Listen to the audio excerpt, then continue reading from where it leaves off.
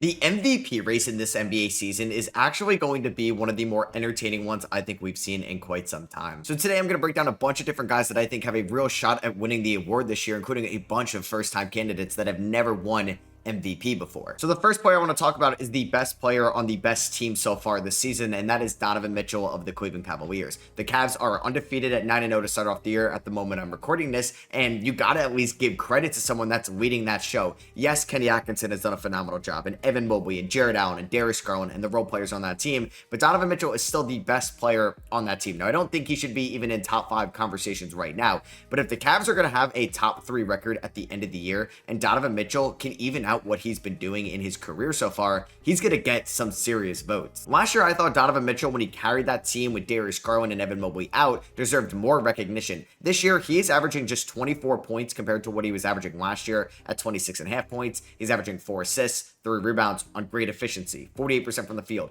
39% from 3. But he's taking about 2 less shots than he's ever done as a Cav before. So when these games get more intense throughout the course of the season, and they are in those dog days trying to stay as a top 2 seed in the Eastern Conference, Donovan Mitchell could elevate his game up to 26 or 28 points a night. And if the Cavs finish with a top record, like I said, and Donovan Mitchell has career highs in points per game, rebounds per game, and assists per game, he's going to get some serious consideration for his first ever MVP award. I think this player deserves some more respect for his longevity in the league. I know LeBron has such a high standard with longevity, but Kevin Durant is in year number 16. He just turned 36 years old, and he is having, I think, an MVP season right now. The Phoenix Suns are off to a phenomenal start on both ends of the floor, and Kevin Durant is just showing why he's probably the greatest pure scorer of this generation. He's averaging 28 points, 7 rebounds, 3.5 assists on Kevin Durant-like efficiency, which is just in another tier of its own. 55% from the field, 42% from 3 on 6 attempts a night, 81% from the line, getting to the line 6 attempts a night, and gets to anywhere he wants on the floor, and is 36 years old. He is schooling guys that are younger, faster, and stronger than him with his ball handling, with his creativity, and with his footwork on the floor. And yet he's 6'11", 7 feet tall. He could shoot almost over anybody in this league, and if the Phoenix Suns are going to finish top of a loaded Western Conference,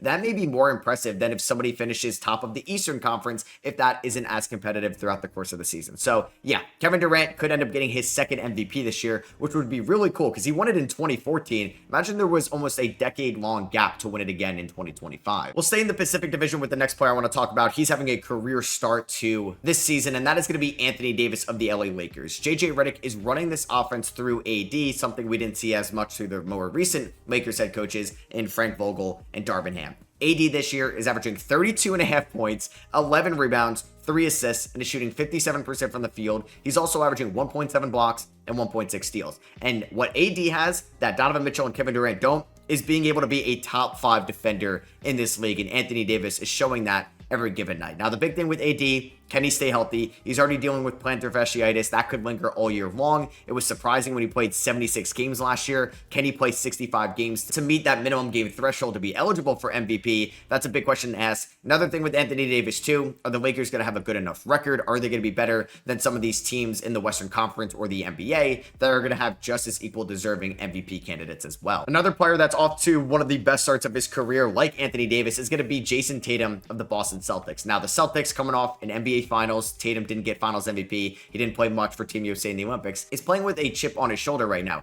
And to start off the year, he's been really good on both ends of the floor. Now, he wasn't great defensively towards the end of that game against the Golden State Warriors, but I think he's been good outside of that on defense. He's averaging 30 points on offense, 7 rebounds, 5 assists, is shooting 48% from the field, and 37% from 3 on 11 attempts a night. It's basically a 3-point contest for the Boston Celtics every given night. But Jayson Tatum is a better defender than Kevin Durant and Donovan Mitchell, and I value defense a ton. So when I'm giving out my MVP picks towards the end of the year, I'm going to take that into consideration, and Tatum is currently leading the Boston Celtics to one of the better records in the NBA. We'll see if there's going to be competition between Donovan Mitchell's Cavs and Jayson Tatum's Celtics all year long for the 1 seed in the East, but if the Celtics start pulling away and they have like a 5 to 10 game difference over the 2 seed, Tatum is going to get a lot of love if he can keep putting up high 20 points per game, if he's going to continue to be a good defender and continue to be an efficient scorer. So we talked about a bunch of guys that either haven't won an MVP or haven't won it in a decade. Now let's talk about somebody who could be going for his 4th MVP this season.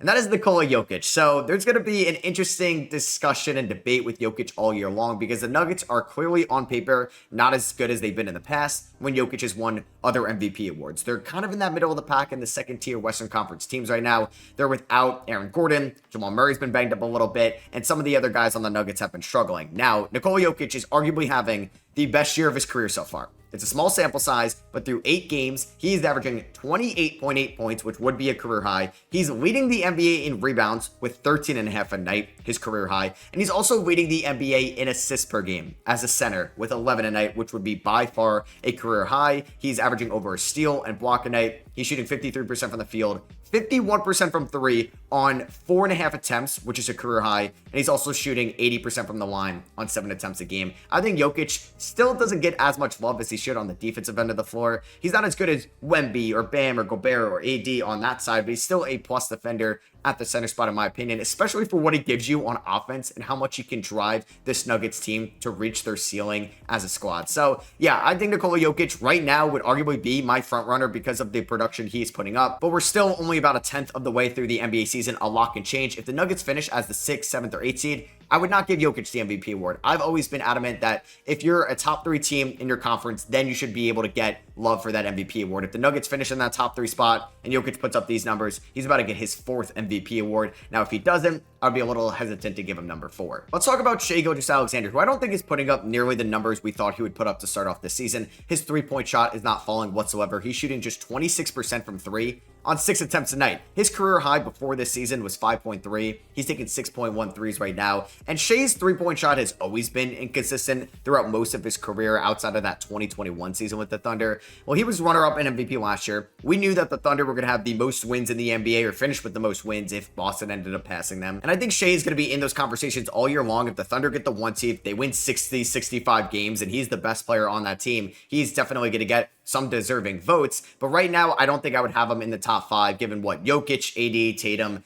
KD have been doing so far, but he's right there. You could put him at number 5 or number 6. Luka Doncic is going to be going for his first MVP award as well. Now, if he was just a little bit more efficient this year, I think he'd be at the top of that race. He's averaging 28.5 points, over 8 rebounds, 8 assists, about a steal and a half a night once again, but he's shooting just 40% from the field, 32% from 3, and 78% from the line, which seems kind of uncharacteristic of Luka, at least with the 3-point shot and the overall field goal percentage as a whole. So I think that's going to come along because the Mavericks haven't really been a great offense as a team to their standards. Like, they've been middle of the pack in the NBA in terms of offensive rating, but they have a little bit to go to be a top 5 offensive team that we all expected, and Luka is going to be the main driver of that offense. So I expect his efficiency to even out what it's been in the past, but I think Shai and Luka, 2 of the most favorites to win MVP in their first MVP this season, haven't really been top 3 guys so far. And the one other guy that I think is going to finish up there in the MVP conversation at the end of the year is someone that is in year number 5, and that is Anthony Edwards. I think I mentioned before that KD was in year number 16. He's in year number 17. Anthony Edwards in year number 5 is having the greatest 3-point shooting start that you could imagine for Anthony Edwards. His career high in 3-point percentage was 36% in 2023. Well, he's shooting 46% on 11 attempts a night. Anthony Edwards is letting it fly this season, and they are falling. He's averaging 28 points, 6 rebounds, 3.5 assists a night. He's also shooting 48% from the field. I like his defense a ton and the energy he brings on that end of the floor. I think he's a sneaky first-time candidate if the Timberwolves, who have a new roster and it's taking some time for it to gel out, finishes the top 3 seed in the Western Conference. Anthony Edwards could be the youngest MVP we have seen since Derrick Rose. So that is going to be for me. I hope you guys did enjoy. Let me know if there's any other players that you think are going to deserve MVP conversations and discussions throughout this season down below in the comments. Drop a thumbs up if you guys do enjoy. Subscribe for NBA commentary content. I'll catch you guys in the next one. Peace.